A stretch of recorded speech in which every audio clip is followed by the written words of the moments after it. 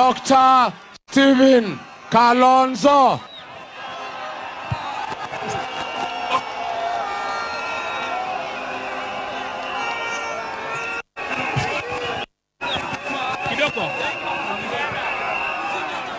Kidogo nani? Kidogo. Wewe wapi your microphone? Leta haraka. Thank you. Naivasha hoye! Naivasha hoye! Hapa ni Naivasha. Harambee! Hebu weka watu wa one time ndio Kasongo asikie mahali alipo. Leo ni leo, asemaye kesho ni mwongo. Kwa hivyo nikisema Wiper, mutasema komboa Kenya. Wiper! Wiper! Wako wangapi tayari kukomboa nchi yao? Nataka tuone. Kwa hivyo huu hautakuwa uchaguzi wa kawaida, sio ule uchaguzi wa Ruto kuiba. Huu ni uchaguzi wa kukomboa nchi kutokana na uongozi mbaya wa fitina. Wakikuyu wanasema mwegeria na mukundu, msheria na mukundu, msheria na muishi. Harambee! Murega ndoito nomuyombererie onakathira kara. Kumbe najua hii lugha ya Marigiji. Kwa hivyo tunaelekea Nakuru. Juzi tumetoka Kisii na Nyamira kwa ndugu Okengo Matiang'i. Wakenya wameamua, hata wana subira, na waomba tu pengine kwa heshima.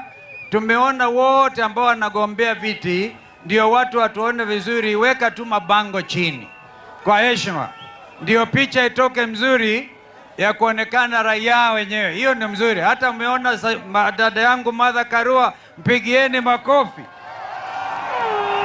Wekeni tu mabango chini. Mimi ninaandamana na hapa Naivasha.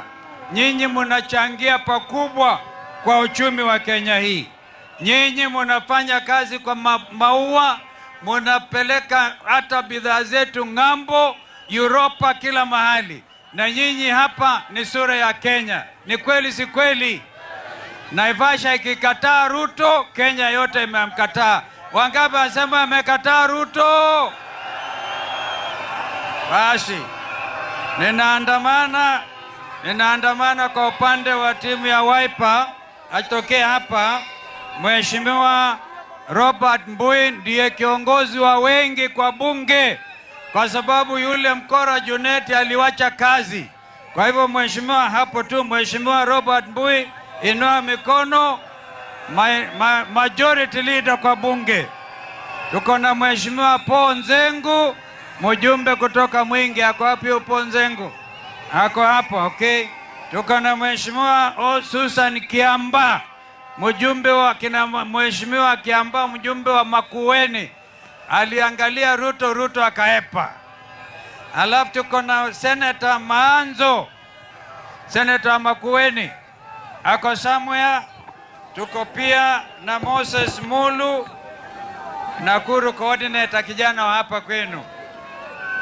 Tuko pia na Thomas Mwangi, Senator mtarajiwa. Nadhani ule bwana Rasta Rigiji. Yule bwana Rasta ndio huyu. Alafu tuko na Gloria Mwende, watatambulikana pale. Hao watakuja kujitambulisha, na ma-MC aspirants wengi sana. Harambee! Harambee! Kweli Kenya imeamua. Asanteni sana watu wa Naivasha. Haya, tuko na dada yetu, gadha yetu, mama wetu, Mheshimiwa Martha Wangari wa Karua.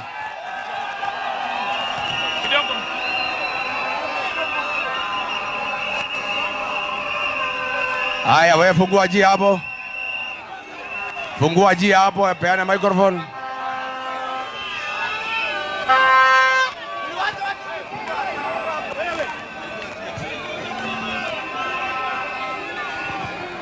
Naivasha oye! Naivasha oe! Mambo sio poa, ni one time bana. Mambo, asanteni, mumetokelezea vilivyo.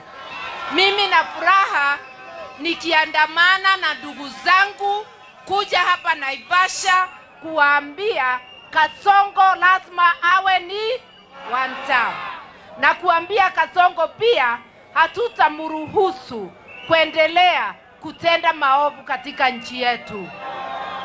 Hizi walenu Naivasha ni dhahabu.